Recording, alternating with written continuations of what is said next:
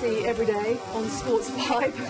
Star cyclist Lizzie Armitstead pedalling away to power a toy train inside a world-famous toy store in the centre of London. I could ask you a lot of questions at this stage, Lizzie, but one springs to mind.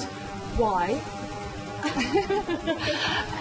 Well, I'm just here to talk about the launch of the Velodrome Scale Electrics, the new toy that's coming out in September, so that's why I'm here. Okay. We thought initially you were going to be doing it in the shop window. That would have been quite novel as well, wouldn't it? Yeah, that would have been a bit more daunting, I think. A bit more pressure. Lots of people waving at you from Oxford Circus. Yeah, exactly. Do you want to hop off? I'll give you a breather. There you go. Can you remember the first bike you ever had? Yeah, I do. It was purple and it had balloons on it and a white basket on the front, and that was when I was about 3, I think. So I started quite young. Yeah. It had a name, didn't it, that bike? Yeah, it was called Poppy. Yeah, it had Poppy on the front of it, yeah. You're only 22 now and you've got an impressive list of major medals. I mean, what's given you the most satisfaction so far? Because it seems to have happened very quickly for you. Yeah, it has happened quite quickly. I think the hardest thing for me is to stay at the top, especially with London next year. You know, you can't rest for a moment at the moment. So, I mean, my proudest achievement was the triple medals that I won at the Poland Track World Championships. That was something special. You race on the road as well, don't you? And the road race for the London Olympics is actually going to start and finish not a million miles away from here. I mean, do you literally sleep, eat and breathe 2012 at the moment? I do at the moment, yeah. I'd say in the last sort of month it's really kicked in, that sort of feeling that it's just around the corner. I think with the summer weather and that sort of thing, you know, it's really in the forefront of my mind at the moment.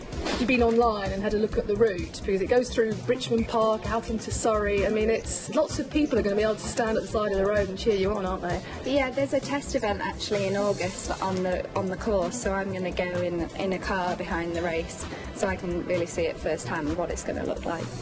Tell me what it's like then when you're going high speed on your bike. Can you give me a little bit of an idea of what actually kicks in inside you when that's happening? I suppose it's a little bit like driving a car fast, you know, when you get the line through a corner right and that kind of thing. It's a sense of adrenaline and just, you know, you're so focused, you don't have time to think much, you're just in the zone, and I love that part of it. I get told off sometimes because I listen to music when I'm cycling, and you have to be a bit aware of the traffic. Do you listen to music when you're training? No, not at all. No, I mean, I'm travelling at about 30 miles an hour, so I need to be very aware of what's going on. I'd never ride with an iPod, no. Okay, that's good advice. And I guess after watching what happened to James Cracknell as well, you'd never ride without a crash app either? Absolutely not, no. I think it's crazy too. I mean, I wouldn't dare ever ride my bike without a crash hat now. I've broken too many helmets in crashes to not ride with one. That's very good. Now, why don't you get back on your bike and we'll see how it's really done. Okay. How many miles a week do you actually do on your bike when you're training for a road race? We don't really work in miles, we work in kilometres, because obviously we're racing in Europe, so it's all kilometres, but I would say about 500k a week.